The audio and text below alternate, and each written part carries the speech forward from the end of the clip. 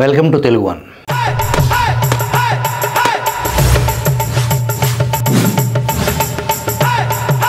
ఎన్టీఆర్ వర్ధంతి సందర్భంగా వివిధ పత్రికల్లో టీడీపీ పార్టీ నాయకుల పేర్లతో ప్రకటనలు విడుదల చేశారు. ఆంధ్రప్రభ పత్రికకు మంత్రి గొట్టిపాటి రవికుమార్ పేరుతో, ఆంధ్రజ్యోతి పత్రికలో రాజ్యసభ సభ్యులు సానా సతీష్ పేరుతో, సూర్య పత్రికకు ఎమ్మెల్యే భాష్యం ప్రవీణ్ పేరుతో, వార్తా పేపర్కు మంత్రి బీసీ జనార్దన్ రెడ్డి పేరుతో, విశాలాంధ్ర పత్రికకు ఎమ్మెల్యే కాకర్ల సురేష్ పేరుతో, ఈనాడు దినపత్రికకు విజయవాడ ఎంపీ కేశినేని శివనాథ్ పేరుతో ప్రకటనలు విడుదల చేశారు. ఇక్కడ వరకు బాగానే ఉంది. తెలుగుదేశం పార్టీ కేడర్కు, నాయకులకు, సోషల్ మీడియాలో తెలుగుదేశం పార్టీ సానుభూతి పరులకు ఎవ్వరికీ ఎటువంటి అభ్యంతరం లేదు. కానీ ఆ ఒక్క పత్రికకు ఇచ్చిన యాడ్ విషయంలో పెద్ద ఎత్తున విమర్శలు వెల్లువెత్తాయి.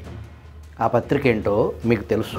అక్రమాస్తుల అక్రమ సంబంధానికి పుట్టిన సాక్షి పత్రికకు తెలుగుదేశం పార్టీ నాయకుడు లక్షలు ఖర్చు పెట్టి ఫుల్ పేజ్ యాడ్ ఇవ్వటమా అని సోషల్ మీడియా దుమ్మెత్తిపోసింది. సాక్షి పత్రికలో ఎంపీ వేమిరెడ్డి ప్రభాకర్ రెడ్డి, ఆయన శ్రీమతి ఎమ్మెల్యే ప్రశాంతి రెడ్డి పేరుతో లక్షల ఖర్చుతో ఎన్టీఆర్ వర్ధంతి ప్రకటన తెలుగుదేశం సానుభూతి పరును విస్మయానికి గురి చేసింది. వేదనతో పాటు కోపాన్ని రగిలించింది. సాక్షి యాడ్లో వేమిరెడ్డి దంపతుల బొమ్మ ఉండటంతో సోషల్ మీడియాలో వేమిరెడ్డికి బొమ్మ చూపించారు. వేమిరెడ్డిపై దుమ్మెత్తిపోశారు. వైసీపీ నుంచి వచ్చిన వారికి ఇంకా ఆ వాసనలు పోలేదని, వైసీపీపై ప్రేమ చావలేదని అందుకు సాక్ష్యం సాక్షి ప్రకటన అంటూ నెటిజనులు ఆడుకున్నారు. వైసీపీ కరపత్రం గ్రేట్ ఆంధ్రాలో వేమిరెడ్డి చూపు వైసీపీ వైపు అంటూ పెద్ద కథనమే ప్రచురించింది. ఈ యాడ్ కారణంగా తెలుగుదేశం సానుభూతి పరుల్లో సాక్షిలో ఎన్టీఆర్ వర్ధంతి ప్రకటన మహాపాపం, మహాదారుణంగా ఫీల్ అవుతున్నారు. మరి నిజంగా అంత దారుణానికి పాపానికి ఒడిగట్టింది ఎవరు? వేమిరెడ్డి దంపతులేనా? సాక్షికి ఈ ప్రకటన ఇవ్వటంలో వారి పాత్ర ఇసుమంత కూడా లేదంట. మరి ఎవరిచ్చారు? తెలుగుదేశం పార్టీ కేంద్ర కార్యాలయంలో విధులు నిర్వహిస్తున్న వారి నిర్వాహకం అని విశ్వసనీయ సమాచారం. ఒక్క సాక్షి పత్రిక మాత్రమే కాదు, అన్ని పత్రికలకు ఈ ప్రకటన పార్టీ కేంద్ర కార్యాలయం నుండే వెలువడిందంట. డబ్బులు మాత్రం ఆ పత్రికల్లో ఏ పత్రికల్లో ఎవరి బొమ్మ ఉంటే వాళ్ళు చెల్లించాలి. ఒకే రకమైన యాడ్ డిజైన్ చేసి ఫోటోలు మాత్రం మార్చారు అనేది మనకు ఆ ప్రకటనల తీరు చూస్తే తెలుస్తుంది. సాక్షికి ప్రకటన ఆలోచన ఎవరిది? ఆ ఆలోచనే ఈ రచ్చకు కారణం. సాక్షి అనేది పత్రికే కాదు అని నిత్యం ఘోషించే తెలుగుదేశం నాయకత్వం దీనికి ఏమని సమాధానం చెబుతుంది? ఇదే సాక్షిలో అనునిత్యం అశుద్ధం వచ్చు అంటూ నిత్యం మాట్లాడే టీడీపీ నాయకులు ఏమని సమాధానం చెబుతారు? డబ్బులు చెల్లించే ప్రకటనలు సాక్షికి చేదెందుకు అవుతుంది? సాక్షిలో మీ ప్రభుత్వానికి వ్యతిరేకంగా వార్తలు రావు అని ఏమన్నా అగ్రిమెంట్ పొందారా?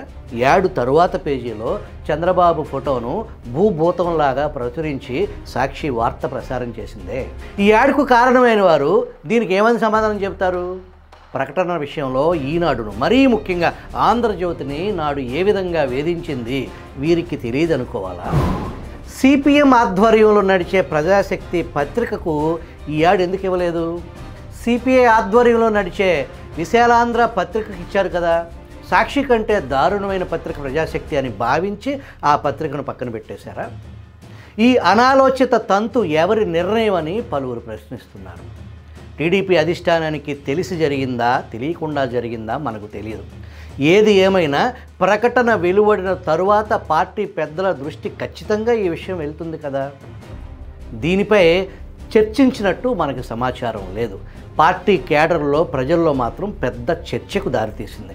పరిస్థితి ఇలాగే కొనసాగితే ప్రజల్లో అది పార్టీకి వ్యతిరేకంగా మారటానికి ఎక్కువ సమయం పట్టకపోవచ్చు. తస్మత్ జాగ్రత్త.